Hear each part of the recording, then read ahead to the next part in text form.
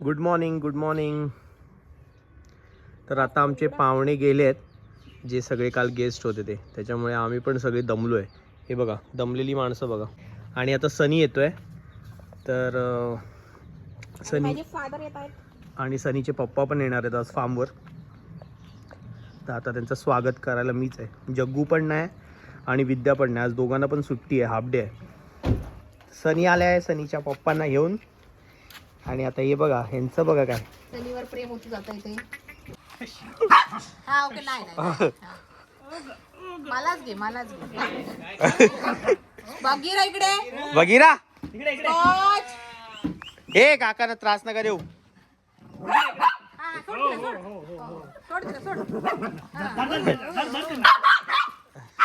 शपथ डेंजर आहे ती. व्हेरी गुड अनु. Very good. वेलकम वेलकम काका. तोंड नको पकडू. आहे मला काकांना जेवण दिलंय मस्त. हर्षला मिसळ खाते, काकांना आगरी चिकन, त्याच्यानंतर पहाडी बिर्याणी आणि रोटी आणि थम्सअप. एक्सलंट. कसं आहे? एकदम भारी. एकदम भारी ना. तुम्ही आले तर आम्हाला पण भारी वाटतंय. जेव्हा मी पहिल्यांदा फार्मची जमीन बघायला आलेलो तेव्हा आम्ही दोघं आलेलो, काका आणि मी. बरोबर. आणि आम्ही पहिल्याच दिवशी जागा बघितली आणि ओके केलं. ओके केलं बरोबर. आणि मग त्यानंतर हे सगळं एवढं सुंदर बनवून ठेवलं आम्ही. पण मी काय म्हणतो, हां बोला. जर मी तिकडे शेतीच्या कामात अडकलो नसतो हा. तर आठवडाभर मुक्काम माझा इथेच राहिला. आणि बरं झालं असतं आपण झाडांची देखरेख केली असती चांगली. काकाने केवढी माहिती दिली असती. हो. गुड इव्हनिंग सगळ्यांना. तर आता आम्ही चाललोय फेरफटका मारायला फार्मच्या इकडेच. आमच्याबरोबर सनी आहे, काका आहेत, हर्षल आहे. चला चला चला डोना चल. हे चल चल. हे जे समोर डोंगर दिसतात तुम्हाला, ती आहे माथेरानची रांग म्हणजे पर्वतरांग. इकडे आम्ही येतो, मस्त वाटते एकदम शांत. बघा ना किती सुंदर आहे. आणि ही बगीरा आणि स्कॉचची आवडती जागा आहे खेळायची. हा स्कॉच ते दिवसातना एक तरी राऊंड इथे मारतात. हा बघा बगीरा बघा कसं करतो बघा. हा एकदम खुश झालाय बघ गो. तेव्हा ही त्यांची आवडती जागा आहे खेळायची. आणि इथं मस्त दिसतं सगळं. ही बघा मस्त फुलं आली आहेत.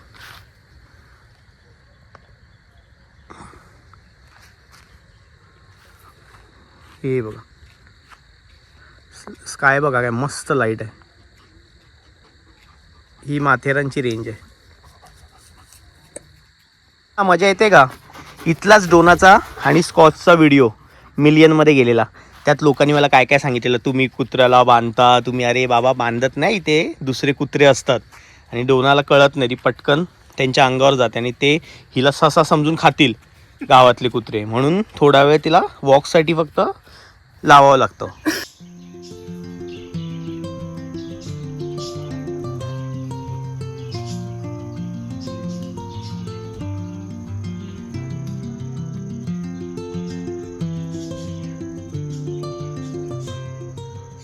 हॅलो. सो 3 ट्रॅव्हल बॉक्समध्ये तुमचं स्वागत आहे.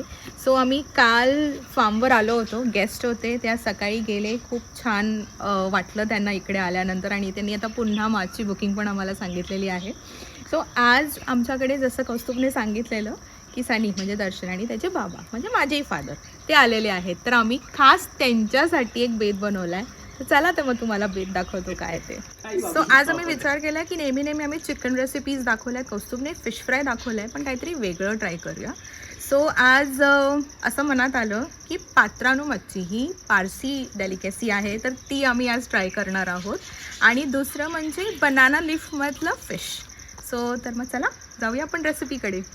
बिकॉज पात्रानू फिशसाठी त्याचं जी चटणी असते तेच मेन त्याचं फ्लेवर असतं.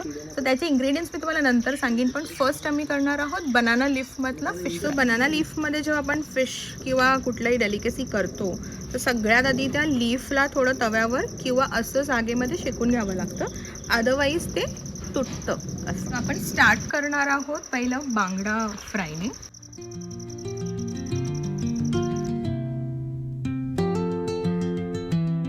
याच्यात मस्त लिंबू मिळते. ॲक्च्युली आगळची चव ही वेगळी असते. आम्ही कोकणातले लोक आगळशिवाय जगू शकत नाही, पण आज लिंबाने आपण काम चालू आहे.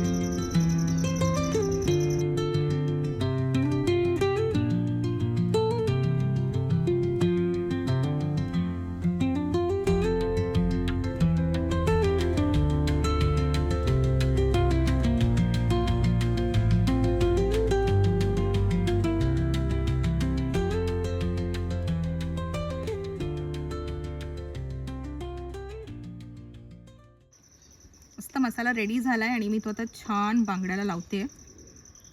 प्रॉपर त्याला असं कोट करा आतमध्ये सुद्धा.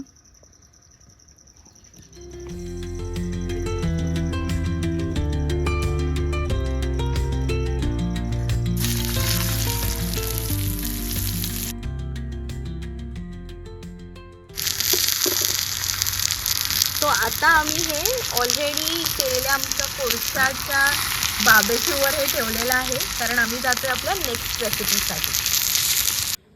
सो आता हे भाजून तयार झालेलं आहे. हाच काढते का. केळ्याच्या पानाचा जो काही सुगंध येतोय ना रोस्ट झाल्यावर, मी आता एक छोटासा पीस उघडते.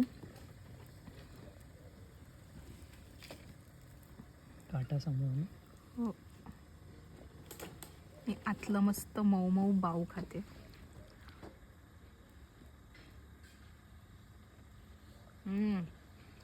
जो एक छान मस्त रोस्टेड बनाना लीफचा फ्लेवर आलाय ना. बांगडा पर्सनल माझा फेवरेट नाही आहे, पण असा बांगडा असेल तर मी खाऊ शकते नक्की. प्लीज तुम्ही ट्राय करा ही रेसिपी.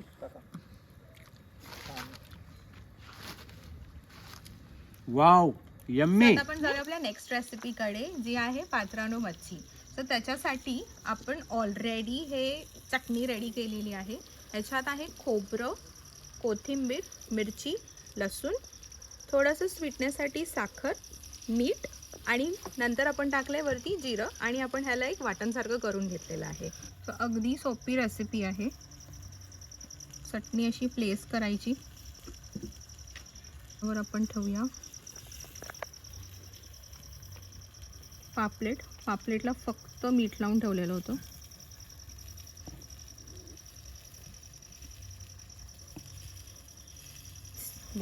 हेच एवढं टेम्पटिंग वाटतंय जसं काय पापलेट ग्रीन बेडवर झोपलंय.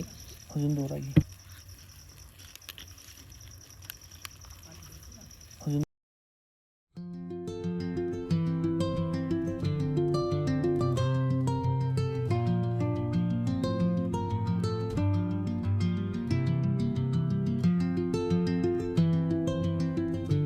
So this is the moment of reveal.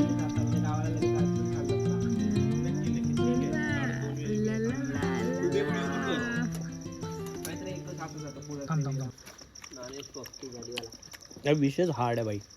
7-8 kilo आणले पाहिजेत पापलेट आणि हेच खायचं. 1 लाख मिलियन व्ह्यू वाली झोपली आहे. हो, 1 लाख मिलियन करून. आणि ते डोनाला मंदबदक बोलतात ना, ते सगळे हिच्यावर आले. नक्की कोणाला बोललोय मी, तर मला सगळ्यांना सांगावं असं वाटतंय की मंदबदक कोण आहे खरोखर. सांगा, आज घरी यायचंय. तर मी आहे तो मंदबदक. अरे काय वातावरण आहे काका, कसं वाटतंय तुम्हाला? एकदम गुलाबी थंडी, म्हणजे- बाजूला शेकोटी म्हणजे आणि तुम्ही एका बाजूला बांगडा. क्या बात आहे. म्हणजे तुम्ही ही जागा बघायला जेव्हा आलात पहिल्यांदा माझ्याबरोबर, मग आपण ही घेतली. हे बरोबर केलं की चूक केलं? परफेक्ट, एकदम योग्य डिसिजन. योग्य डिसिजन. सो असे एक्सपिरियन्सेस आम्ही वरच्यावर तर घेतच असतो.